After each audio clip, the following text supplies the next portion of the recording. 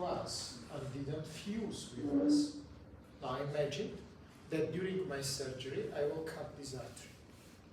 What will be happen with proximal end? It will descend into the mediastinum because she's not fused with the fascias. She is freely located between us. We cut it, it is descending inside of the mediastinum and give the bleeding in the mediastinum.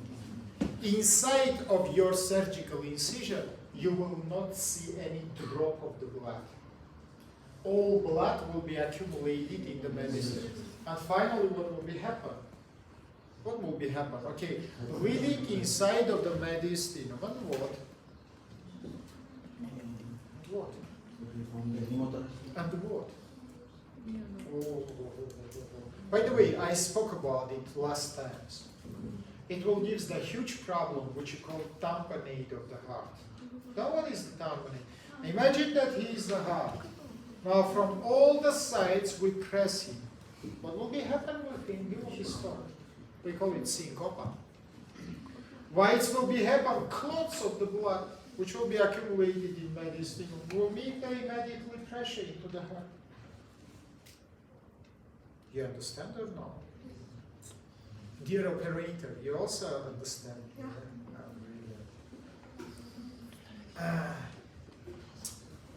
Okay, let's remember about it. That is more than important, friends. Unfortunately, in majority of the cases, touch wood, of course, if it will be happen, how we can avoid it? If I will recognize this artery, I will ligate and only after cutting. We can simply live without it because there are another arteries. But if I will ligate and cut, no, any bleeding will not be happen. If I will cut without ligation, it will descend into down. How much? Up to my anesthesiologist will inform me about the heart stop. What I will do after, usually, electrical stimulation or some injections. Will it help me or not? Will it help me or not? Will it help me or not? Why? There are two types of the students, guys. Type number one, can study but don't want. Type number two, want but can't. This is situation number two for the heart. Heart want to work, but can't. Because it is pressed. Doesn't matter how much you will stimulate it, this heart. We don't have the place for the constrictions. They say the problem is not the heart is lazy. The problem is that heart is pressed. And your stimulations will be ineffective. Do you understand? I'm happy. Space number two. We call it spatium vasonevrorum. Spatium vasonevrorum. And where is my registers? So you just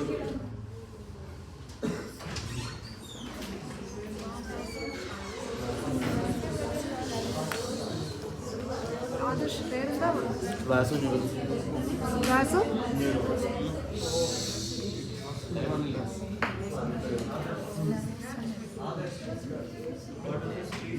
Vasu న్యూరోస్ ఎవరో కిట్టిడా Vasu? Neuro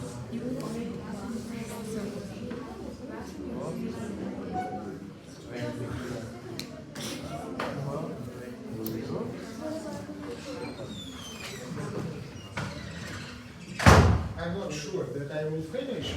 But anyhow, right. Number one, point. Spatium vasonevrorum forms by parietal layer of fourth fissure only because again it is capsule. Now it is capsule for carotid neurovascular bundle. Spatium vasonevrorum forms only by second fissure, parietal layer of fourth fissure because that is just the capsule for carotid neurovascular bundle. Need attention again into the picture. This sac, which is formed by green color, by the way, this is parietal layer, which is surrounding these three structures. common carotid, internal jugular, nervus vagus. We call spatial vasa nevrorum. Again, we need attention. It has only one communication to downwards into the superior mediastinum. That's it. Borders we mentioned. Number 2, place of location. Primary, listen because time is very short.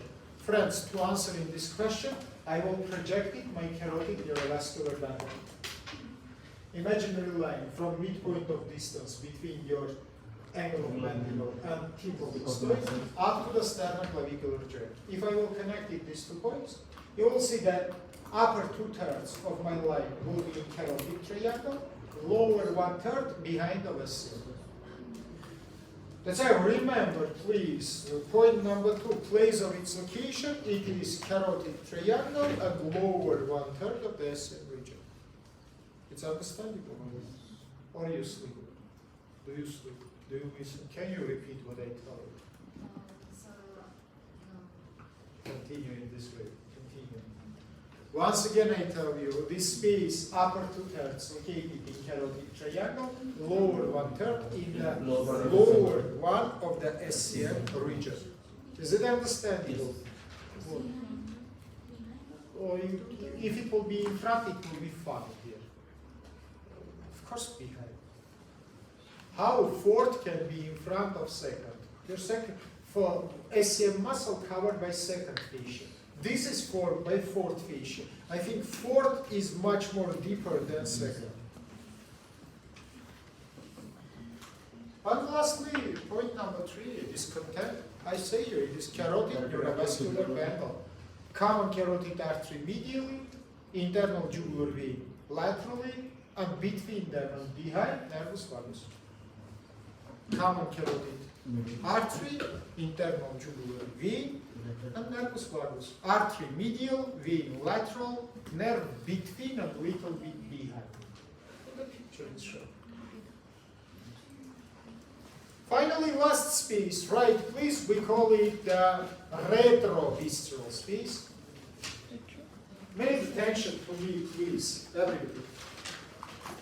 Narrow white space between green and red. You see it? Yes.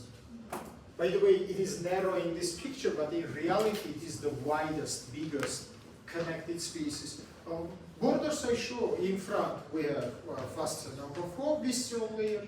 Behind, we have fascia number 5. It is between visceral layer of 4th and 5th fascia. Up and down, it is open. That is single space which are not only down but up communication. So upwards it is parapharyngeal space, to down it is superior mediastinum. Question to content only fat and lymphocytes, nothing more. Question 3, place of location. Who will tell me? I will put 10.